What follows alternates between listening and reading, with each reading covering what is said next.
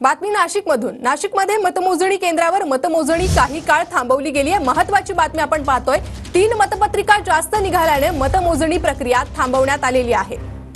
तर नाशिक शिक्षक मतदारसंघात मतदान झालं आणि त्यानंतर ही मतमोजणीची प्रक्रिया सुरू झाली होती, मात्र ही प्रक्रिया थांबवण्यात आलेली आहे। नाशिकमध्ये मतमोजणी केंद्रावर मतमोजणी प्रक्रिया थांबवण्यात आली आहे। 3 मतपत्रिका जास्त निघाल्याने ही मतमोजणी प्रक्रिया थांबवण्यात आलेली आहे। महत्त्वाची बातमी आपण पाहतोय। नाशिक शिक्षक मतदारसंघासंदर्भात नाशिकमध्ये मतमोजणी केंद्रावर मतमोजणी थांबवण्यात आलेली आहे। 3 मतपत्रिका जास्त निघाल्याने ही मतमोजणी थांबवण्यात आलेली आहे।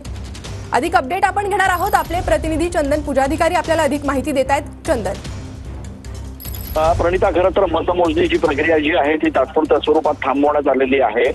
3 मतपत्रिका ज्या आहेत त्या जादा आढळून आलेल्या आहेत।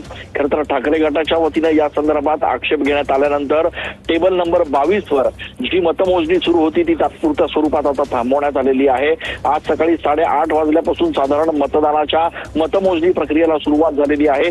30 टेबल या ठिकाणी लावण्यात आलेले आहेत, ज्यामध्ये सुरुवातीच्या जवळपास 1 ते 1.5 तासांपासून मतमोजणी करताना मतांची छाननी केली जाते। वैध अवैध मतं किती आहेत, त्याच्यानंतर जे वैध मतं ठरतायत त्या वैध मतांची मोजणी सुरू केली जाणार आहे। मात्र हे सगळं प्रक्रिया ही सगळी होत असताना 3 मतपत्रिका ज्या आहेत त्या या ठिकाणी जादा आढळून आलेल्या आहेत।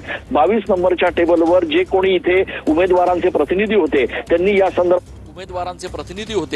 या संदर्भात तात्काळ आक्षेप घेतला आणि आक्षेप घेतल्यानंतर या 3 मतपत्रिका ज्या आहेत त्या या ठिकाणी बाजूला ठेवण्यात आलेल्या आहेत आणि मतदानाची एकूणच मतमोजणीची प्रक्रिया जी आहे ती देखील काही काळासाठी या ठिकाणी थांबवण्यात आलेली आहे।